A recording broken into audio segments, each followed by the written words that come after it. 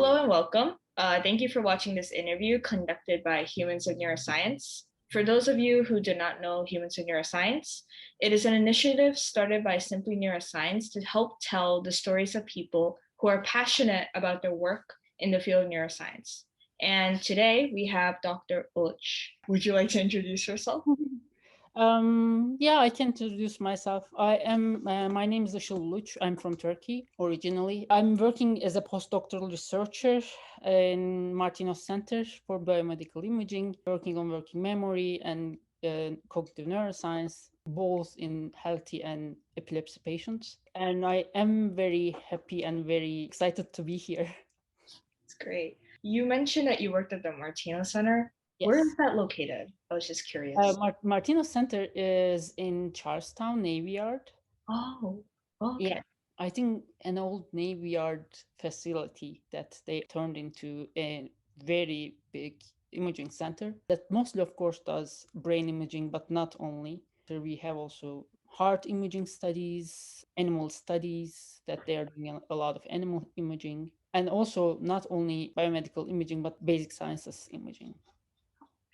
And what do you mean exactly by basic sciences for those who might not know? Basic sciences, at least in terms of neuroscience, is the part of science that actually tries to understand how human cognition works, how human brain works. There, the aim is not to just find this treatment or cure a solution for a disease. It's just to understand how the cognitive processes work. It's not, of course, just out of curiosity. It also helps the medical neuroscience as well, because then when you understand how the brain works, then you also understand how it malfunctions and what you can do when the brain malfunctions. Wow. Okay. Yeah. These are like really cool things that you're doing right now. But Yeah. from the beginning, can you tell about your brain journey? Like what got you into neuroscience and like what was your path to the work that you're doing right now? Okay. My path is a bit unconventional, you could say, because I am not a STEM bachelor's. I actually studied philosophy in my BA, and also I did a master's of arts in philosophy. And actually, there, what I was most interested in was mind and consciousness. I realized I don't want to just do it on the theoretical level. I want to just see what's the physical aspects of it as well and psychological aspects. So I did a cognitive science master's, another master's, and there, as a part of my master thesis, I actually got into working memory and the cognitive neuroscience. And that was very amazing. I mean, trying to understand, trying to interpret the brain. Then we were doing EEG, and we were trying to understand the signals from the brain, how cognition, which is not, you cannot touch your intelligence, your cognition, or your consciousness, but that is coming from a very solid organ in our body. How that works, how that happens, that was very amazing. So I continued in that, and I did my PhD in Germany on cognitive neuroscience, experimental psychology. I continued in working memory as well, trying to understand how working memory works. That was very important to me because working memory is the first thing that actually gets affected when we have cognitive problem. Like it is affected in epilepsy, for example. It is affected in schizophrenia, in Alzheimer's, in Parkinson.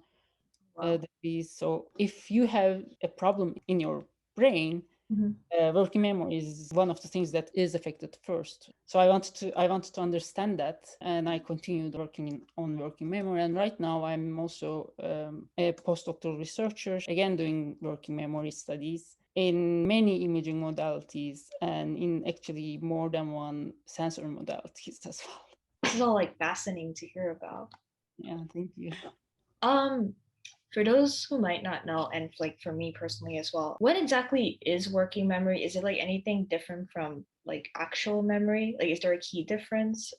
So memory is divided, well, by us, of course. It is divided into three, or you may say four, maybe parts. One is the long-term memory. You just remember something from a week ago, a day ago, years ago. And there is also something called iconic memory. You're using that when you're searching something. You just see something and you know that, well, you're searching for a blue pen, for example. Mhm. And when you're checking the table, Mhm. you don't always go and check the table one more time again and again. It's Okay. just that you just go on in milliseconds. You just have some kind of memory Okay. image of what is or what is not there. That goes away quite fast. There's short-term memory, working memory. Neuroscientists sometimes just separate them conceptually, sometimes not. Short-term memory is the memory that you use very short-term. That means a few seconds up to 30 seconds or something like that, most probably, but not like milliseconds. For example, when I tell you a number, my phone number, you have to just keep that in mind to be able to just write that into your phone, for example. And in the meantime, we can be talking, you just say the number and you're just doing something else, and then it just takes a couple of seconds to actually just go and do that and retrieve the numbers from your memory and just put it in, right? So that's the working memory that you can manipulate also the information. Like I ask you, for example, what's 3 plus 5? And then a couple of seconds later, you can just say it's 8, right? So Yeah. you're just manipulating the information as well. Short-term memory, for some people, it's more passive, that you just get the information and you can just recall the information Mhm. passively. You don't manipulate or you don't manage the information that you have. That storage sometimes is called short-term memory, but in general, working memory, short-term memory are a bit interchangeable. So, what exactly gravitated you towards studying working memory? I still am fascinated with, of course, consciousness. Consciousness came from philosophy, my philosophy background. It was very interesting to me how you can see and observe everything. And for example, how it is different when you're sleeping and when you're awake. You know that your dreams are your dreams, or your memories are your memories, and your sensations right now as your sensations, right? So what's the difference? What's the different levels? And when I was just going through that process from philosophy to cognitive neuroscience, I realized consciousness is a very big term. You cannot just research, investigate consciousness as it is. You have to find more refined concepts to be able to Okay. just, It's like more specific. yeah, more specific. So and when I was doing that, I actually wanted to check consciousness with working memory. That actually came with my master's supervisors. He was working in working memory. He Mhm. is great supervisor, wonderful scientist, and he got me into it. I went there saying I want to study consciousness, and he was like, yes, but there's this, there's that, and so on. And also there's working memory, and you can just check. I started to first actually start with conscious working memory processes Mhm. and see from our attention, can we drop some of the objects and filter some of the memorized items from our working memory. And then it turned into combining consciousness and working memory, trying to understand if there can be an unconscious working memory process in my PhD. And that evolved into not consciousness, but different working memory with different sensory modalities. We remember stuff that we touch, the sensations from our touch, or what we hear, or what we see. So what's the difference? It was a natural evolution, I might say. Not like, oh, I will just study working memory kind of Right. decision. Gradually flowed into that. Yeah, Okay. still amazed by it though. So, just out of curiosity, did you face like any stereotypes or ignorance or various biases when you were like going through your work? Here, no. In Martino Center, no. Martino Center is wonderful in that aspect. Being a woman wasn't a problem. Being international wasn't a problem. That was a bit more of a problem in my PhD. Very implicit though. So you never know if it is prejudice that people really think, or if they see something that you don't think that there's there. So yeah. So, is it like you kind of feel it, or is that What I can say for my PhD, when I was doing my meetings, there was always a male student there as well. And that male student was a few years senior of me. Mhm. So I was not sure if that's actually his seniority or his maleness that he was there all the time. So you never know if that's actually a prejudice against gender or your nationality or something else, or if it is really somehow something that has a solid base. Those kind of prejudices, the problem is that you never know if it is really there. They are very implicit. Other than those prejudices, were there any other obstacles that you faced? The biggest obstacle that I faced was that I changed completely. As I told you, I came from humanities very late to basic sciences, which is not very easy to do. You don't have the basic concepts that everybody has, everybody learns in their bachelor studies. You don't have as much statistical background, for example. It's harder to understand the papers that you read, harder to even write, because writing in philosophy is very different from writing in neuroscience. Okay. And to change this style from philosophy to neuroscience was very hard at first, for example. Did philosophy help you at least a little bit in neuroscience? Did it have some Uh, relevance? Philosophy helps a lot. What I realize when I'm reading, for example, a lot of neuroscience papers, there are some arguments that people just make that they cannot do, actually. That's not possible. It's just logically, things don't follow like that. Right. Okay. So to be more critical, philosophy helps in general anyway in life. It was also very helpful to be more critical of what I'm reading and to feel more secure when I'm writing. Was there a memorable moment that you had in your career that you still remember? Of course, there are small memorable moments. One of them was when I was doing my PhD, my master's degree program has a conference every year for master's students. One of the years they invited us, their graduates, to give some talks, and just going there and speaking about what I achieved. And PhD is not an easy way to go. It's hard. You're struggling a lot. And while I was struggling, I realized I achieved something, and I can actually just affect other people's thoughts and desires by just talking about my experiences. That was wonderful. The other thing is the first time I saw my paper cited in a paper in an article that was written by one of the big guys, you can say, in working memory field. They cited me, and I was so happy, so amazed. It's so validating and fulfilling. That was amazing as well. Congratulations on that. Thank you. Really good. So you mentioned how you had a memorable moment in conferences. What was your first conference experience like? My first conference experience was the student conference that I mentioned. And it is among my master's program, combination of 5 universities in Europe, 5 universities from 5 different countries. And all those countries come together in one city, and all the students give talks in English. But it's still a student conference. You are very protected there. Your professors are there with you generally. Your colleagues, your friends are there for your talk or for your poster. Is coming and asking questions. So my first experience was quite good. My first big conference was a bit scary because then you don't know a lot of people, and you're a PhD. That was when I was a PhD student. You are just a PhD student. There are hundreds of people, and a lot of them are professor level. So to go there and to talk to them, It's nerve-wracking.